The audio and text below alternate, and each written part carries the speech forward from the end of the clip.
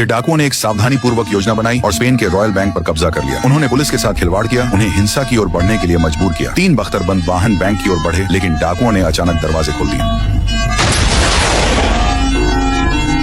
2 rocket बिल्कुल सटीक निशाने पर लगे। कमांडर डी मायो हिल गया। उसने कभी भारी हथियारों की उम्मीद नहीं की थी। बैंक के अंदर दल ने हमले को रोक दिया, लेकिन उनकी योजना बिगड़ गई। वे डाकू थे, लेकिन उन्होंने कभी किसी को नहीं मारा था। अगर पुलिस ने उन्हें धक्का न दिया होता तो उन्होंने कभी गोली नहीं चलाई होती। टोक्यो अब उस बारे में नहीं सोच सकी। कुछ और ज्यादा जरूरी उसका ध्यान मांग रहा है। कुछ मिनट पहले पुलिस ने नैरोबी के बेटे को चारा बनाकर उसे खिड़की की ओर लुभाया। सड़क के पार एक स्नाइपर ने गोली चलाई और नैरोबी को घायल कर दिया। वह गोली से बच गई, लेकिन अब गोली निकालनी होगी। डकैती के मास्टरमाइंड प्रोफेसर ने आपात स्थितियों के लिए योजना बनाई थी। उसने दल को प्राथमिक चिकित्सा की ट्रेनिंग दी थी और चिकित्सा उपकरणों का स्टॉक रखा था। सामान्य छोटी सर्जरी का समर्थन कर सकता था। टीम नैरोबी की जांच करती है। नतीजा हर किसी को झकझोर देता है। गोली उसके सीने को भेदकर फेफड़े में अटक गई थी। उसे निकालने का मतलब था उसका सीना खोलना। उनके पास सिर्फ बुनियादी ट्रेनिंग थी। ये सर्जरी उनकी क्षमता से बाहर थी। अब प्रोफेसर भी संकट में है। उसे बाहर राकेल के साथ रहकर अंदर के दल का समन्वय करना था, लेकिन पुलिस ने उन्हें ढूंढ लिया। भागते समय राकेल पकड़ी गई और मौके पर ही मार दी गई। प्रोफेसर बिखर जाता है। उसकी गर्लफ्रेंड मर चुकी है। पुलिस हमला कर रही है। दल ने जवाबी कार्रवाई की। सब कुछ योजना से बाहर हो गया है। उसने नियंत्रण खो दिया है। वह जंगल में भागता है जब तक वह नहीं भाग सका और रुक जाता है। अचानक क्लेरमो उसके ईयरपीस में बोलता है। नैरोबी की हालत बिगड़ रही है। क्लेरमो सुझाव देता है कि डॉक्टर को अंदर आने देने के लिए बातचीत की जाए, लेकिन प्रोफेसर जानता है कि पुलिस पर गोली चलाने के बाद कोई समझौता नहीं होगा। फिर भी उसने बैकअप प्लान छोड़ा था। उसने पहले से ही एक सर्जन की व्यवस्था कर रखी थी। वे वीडियो कॉल कर सकते हैं और डॉक्टर के निर्देशों का पालन कर सकते हैं। फिर उसे पीछे से पुलिस के कुत्तों की आवाज सुनाई देती है। वह जानता है कि वे करीब हैं, लेकिन वह भागना बंद कर देता है। दुख और असफलता उसके मन में भर जाती है। एक पल के लिए वह हार मानना चाहता है, लेकिन उसे याद आता है कि राकेल ने उसे विश्वासघात करने के बजाय मौत चुन ली थी। वह फिर से स्पष्ट हो जाता है। राकेल के लिए वह हार नहीं मान सकता। उसे नियंत्रण वापस आना होगा। प्रोफेसर जंगल के किनारे की ओर भागते हुए सर्जन से संपर्क करता है।